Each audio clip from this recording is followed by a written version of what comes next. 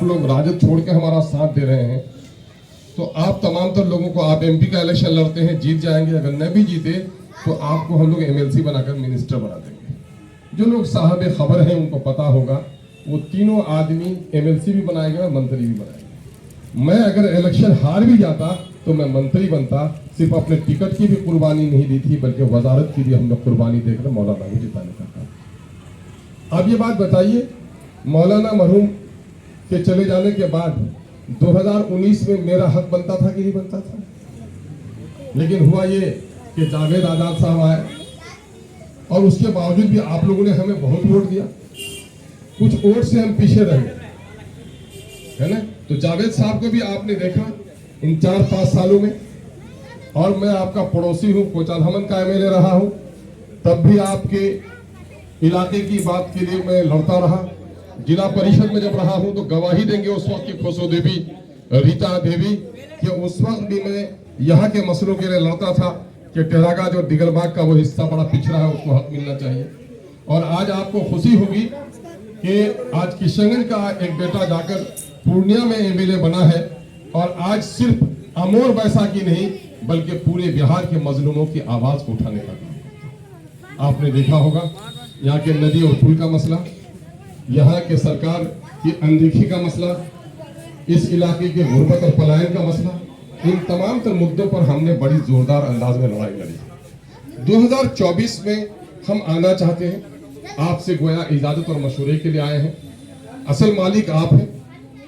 लोग कहते हैं कि जैसन राजा वैसन प्रजा, तो मैं कहता हूं ये बात पुरानी हो गई, क्योंकि पहले राजा के घर में ही राजा जन्म लेता था। आज आप वोट देते हैं तो मुखिया जी जीत जाते हैं, एमएलए जीत जाता है, और आप वोट नहीं देते हैं तो वक्त का मंत्री हार जाता है। तो अब कहना पड़ेगा कि जैसन जनता वैसन नेता, जैसन प्रजा वैसन राजा। तो आप जैसा कुछ करना चाहते हैं, आप देख लीजिए कि मौलाना मरहूम को वोट दिया था आपने, कांग्रेस के, राजद के, जदयू के लोगों का गठबंधन होगा। हमारे यहाँ के लोग, बहुत सारे लोग कहते हैं कि मियाँ गठबंधन छे ना सरकारों तो आखिर बीजेपी को हराना है।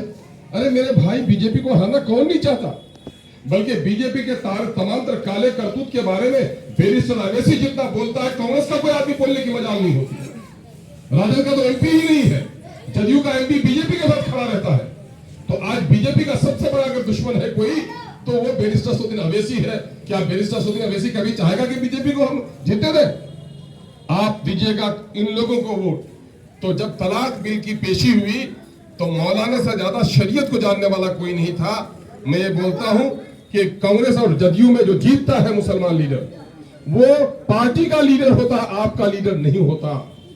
आपको अपना लीडर चाहिए या पार्टी का गुलाम चाहिए, या आपको तय करना। खेत आपकी है, फसल आपको बोना है, तो आपको तहकीक करनी है।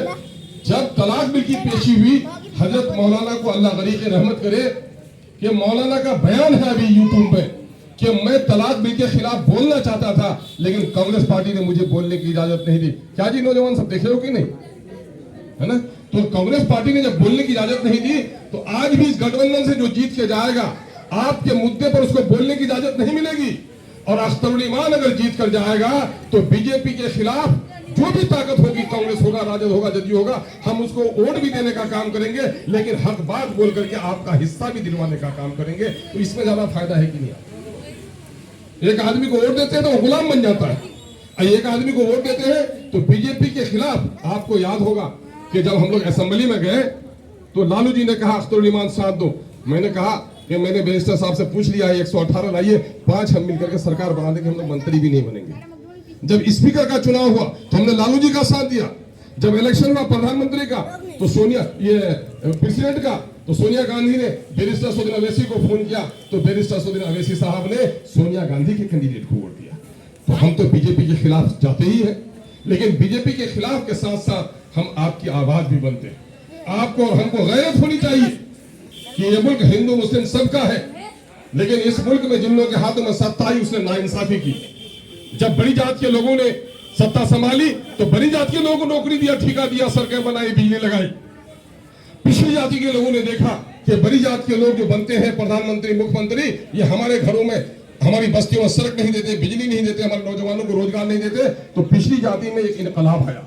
लालू जी उठे और यादवों की पार्टी बनाई, और 45 साल से जो यादवों को हिस्सा नहीं मिला, लालू जी ने 90 में जीतकर जो हवलदार था उसको थानेदार बनाया, जो थानेदार था उसको डीएसपी बनाया, और ग्वाला लोगों को तरक्की देने का काम किया। ये और बात है कि हमारे इलाके के ग्वाला भाइयों को हिस्सा नहीं मिला।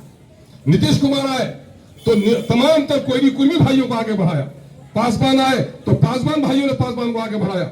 आज कोयरी कुर्मी पासवान मल्ला सबकी पार्टी है, लेकिन आप बताइए आप किस पार्टी में?